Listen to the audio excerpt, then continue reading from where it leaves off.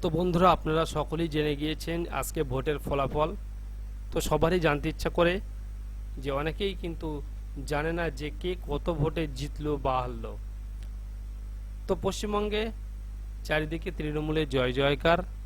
তো আজকের ভিডিওটি মূলত আমি আপনাদের দেখাবো যে আপনারা অনলাইনের মাধ্যমে কিভাবে আপনারা জানতে পারবেন যে আপনার এলাকার প্রার্থী কত ভোটে জিতলো বা হারলো।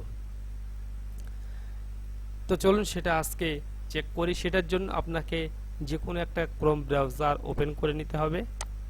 তারপরে আপনারা গুগলে সার্চে গিয়ে লিখবেন result ECI government .in 2024 West Bengal লিখে আপনারা সার্চ করবেন। তারপর আপনাদের সামনে ঠিক এরকম একটি ইন্টারফেস ওপেন হবে, যেখানে লেখা থাকবে ওয়েস্ট বেঙ্গল টোটাল পিসি। তো সেটা আপনারা ক্লিক করবেন। তারপর আপনাদের সামনে পশ্চিমবঙ্গের ম্যাপ সহ এরকম একটি ইন্টারফেস ওপেন হবে, যেখানে আপনি ম্যাপটা দেখে বুঝতে পারবেন। তারপর আপনারা কি করবেন, এখানে সিলেক্ট কনস্টিটিউয়েন্সি এই অপশনটা আপনারা ক্লিক করবেন। এখানে ক্লিক করার সঙ্গে সঙ্গে টোটাল পশ্চিমবঙ্গে যতগুলো আসন সংখ্যা ছিল সমগ্র জায়গার সংখ্যা কিন্তু এখানে দিয়ে দিয়েছে। তো আপনারা এখান থেকে যেটা সিলেক্ট করব, যে আপনার এলাকায় যে এলাকায় আপনি বসবাস করেন সেটা এখান থেকে সিলেক্ট করে আপনারা দেখে নিতে পারেন। আমি একটা উদাহরণস্বরূপ এখান থেকে আপনাদের দেখাচ্ছি। যদি বারাসাত আমি এখান থেকে সিলেক্ট করি, তাহলে বারাসাতে সিলেক্ট করার সঙ্গে সঙ্গে এখানে কিন্তু বারাসাতে যতগুলো প্রার্থী দাঁড়িয়েছিল সবার কিন্তু ছবি সহ আপনি এখানে দেখতে পাচ্ছেন, এবং তিনি কি চিহ্নে দাঁড়িয়েছেন সেটাও কিন্তু লেখা আছে। কত ভোট পেয়েছেন, কত ভোটে হেরেছে, সমগ্রটা কিন্তু আপনি এখান থেকে দেখতে পাবেন। তো সর্বপ্রথম যিনি জিতেছেন উইনার হিসেবে কিন্তু এখানে আপনারা দেখতে পাচ্ছি কাকলি ঘোষ দস্তিদার, অল ইন্ডিয়া তৃণমূল কংগ্রেস প্রার্থী। তিনি কিন্তু মোট ভোট পেয়েছেন 6,92,010টা, অর্থাৎ তিনি বিজয়ী হয়েছেন 1,14,189টি ভোটে কিন্তু তিনি লিড দিয়েছেন। পাশাপাশি আমরা দেখতে পাচ্ছি স্বপন মজুমদার। স্বপন মজুমদার কিন্তু টোটাল ভোট পেয়েছে 5,77,821টি। ইনি কিন্তু ভারতীয় জনতা পার্টি অর্থাৎ বিজেপির পক্ষ থেকে দাঁড়িয়েছিলেন।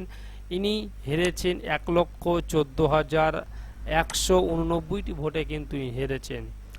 এর পাশাপাশি আমরা দেখতে পাচ্ছি তাপস ব্যানার্জিকে, যিনি আইএসএফ এর প্রার্থী।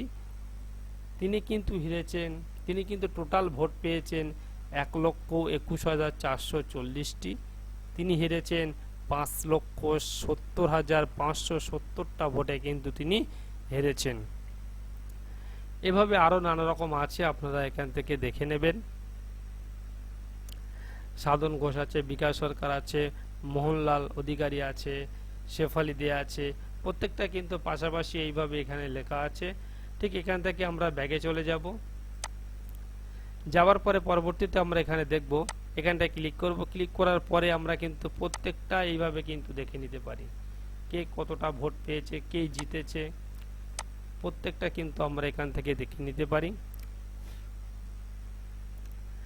এখানটা দেখতে পাচ্ছেন মনোজ তেগা, ভারতীয় জনতা পার্টি অর্থাৎ বিজেপির পক্ষ থেকে কিন্তু ইনি দাঁড়িয়েছিলেন। ইনি কিন্তু জিতে গেছেন।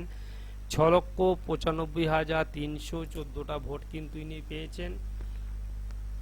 ইনি জিতেছেন 7,05,447টা ভোটে কিন্তু ইনি জিতেছেন।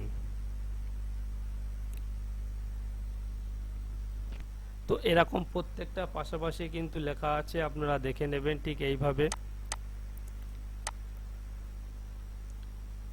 তারপরে আমরা যদি দেখি আরামবাগের ক্ষেত্রে, আরামবাগের ক্ষেত্রে অল ইন্ডিয়া তৃণমূল কংগ্রেস কিন্তু জিতেছে। বাগমিতালি, ভারতীয় জনতা পার্টি কিন্তু এর থেকে 7,06,188 ভোট পিছিয়ে আছে। তো এইভাবে প্রত্যেকটা আপনারা দেখে নেবেন। প্রত্যেকটা আপনাদের যে ভোটার সংসদ আছে সেটা এখান থেকে আপনারা দেখে সিলেক্ট করবেন। সিলেক্ট করে প্রত্যেকটা কিন্তু এখানে চলে আসবে। এভাবে আপনারা কিন্তু দেখে নিতে পারবেন। তো আজকের ভিডিওটি এখানেই। এরকম নিত্য নতুন ভিডিও দেখার জন্য চ্যানেলটি সাবস্ক্রাইব করবেন, বেল আইকনে ক্লিক করে পাশে থাকবেন।